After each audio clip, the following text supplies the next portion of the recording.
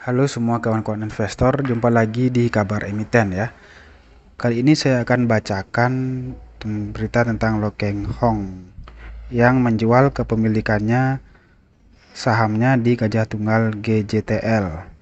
Judulnya adalah Lo Keng Hong jual semua sahamnya di Gajah Tunggal atau GJTL. Saya ambil dari bisnis.com ya. Hari Minggu tanggal 18 Agustus 2023, berarti baru saja ya. Investor kawakan Lo Keng Hong menjual seluruh saham emiten BAN PT Gajah Tunggal miliknya sebanyak 180 juta saham atau 5,16% ya.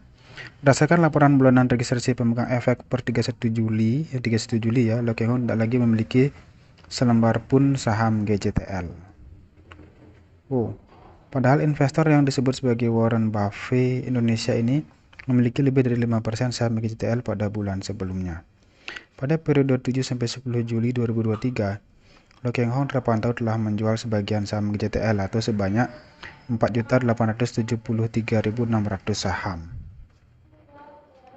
Itu periode 7-10 Juli ya. Saat itu, data PT Kusediaan Central Efek Indonesia menyebutkan kepemilikan Lo Keng Hong pada saham GJTL berkurang menjadi 5,03% dari sebelumnya sebesar 5,17%. Dengan asumsi harga GJTL pada penutupan perdagangan 7 Juli 2023 yaitu sebesar 1.275 per saham serta jumlah saham yang dijual pada saat itu, maka Lo Keng Hong berpotensi mendulang cuan sebesar 6,21 miliar saat itu ya. Nah, selain nama Lo Keng Hong yang menjual habis saham GJTL, laporan bulanan registrasi pemegang efek juga menunjukkan perubahan jumlah pemegang saham dari sebelumnya sebanyak 26.988 investor menjadi 29.343 investor ya. Jumlah tersebut lebih banyak 2.355 dari bulan sebelumnya. Jadi ada peningkatan orang yang beli saham GJTL ya. Nah, jumlah investor tersebut menggenggam 1.411.347.557 saham atau sebanyak 40,5% dari total keseluruhan saham GJTL yang tercatat di Bursa Efek Indonesia sebanyak 3.484.800.000 ya. Namun Denham PTE Ltd masih menjadi pemegang saham terbesar. Kemudian Campaign Financier Michelin masih juga pemegang saham terbesar ya, menggenggam 10% saham GJTL. Keduanya merupakan badan usaha asing. Adapun berdasarkan data RTI Bisnis, kepemilikan saham oleh direksi dan komisaris yaitu Leh Wan Chin dan Kisiwono masing-masing hanya sebanyak 4.500 saham dan 200.000 saham. Nah, itu ya. Sepanjang Juli 2023, dalam 4 hari berturut-turut 3-6 Juli 2023, saham GJTL melonjak 58,57% dari posisi 845 ke level 1340 per saham.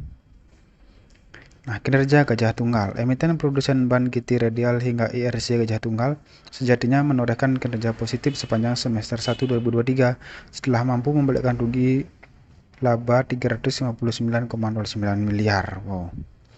Berdasarkan laporan keuangan, GJTL membukukan pendapatan bersih sebesar 8,11 triliun pada 6 bulan pertama. Angka tersebut turun 2,07% dibandingkan periode yang sama tahun lalu, sebesar 8,27. Sekarang 8,11, berarti turun ininya pendapatannya. Secara terperinci berdasarkan pasar, penjualan ban domestik pihak berelasi GJTL tercatat sebesar 19,73 miliar.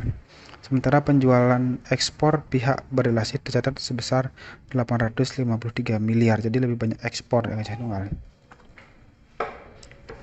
Adapun penjualan ban pasar domestik pihak ketiga tercatat sebesar 6,21 triliun. Penjualannya triliun ya men. Nah, turunnya penjualan bersih GJTL diikuti juga dengan penurunan beban pokok penjualan sebesar 8,01% menjadi 6,59 triliun dari sebelumnya 7,17 triliun. Penjualan bersih GJTL turun ya.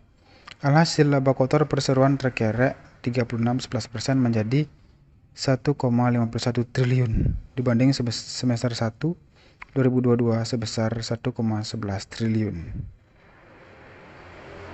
Emiten ban yang memiliki pabrik di Kota Serang dan Tangerang itu juga mendapat keuntungan dari selisih kurs sebesar 130,63 miliar hingga akhir Juni 2023 dibanding tahun sebelumnya yang rugi 90,70 miliar. Dari rugi 90 miliar menjadi plus 130 miliar, luar biasa.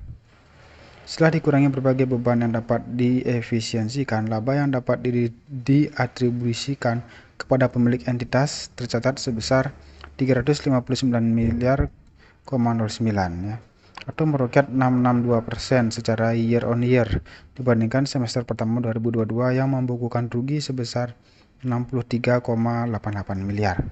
Jadi sekarang udah laba di GJTL ya.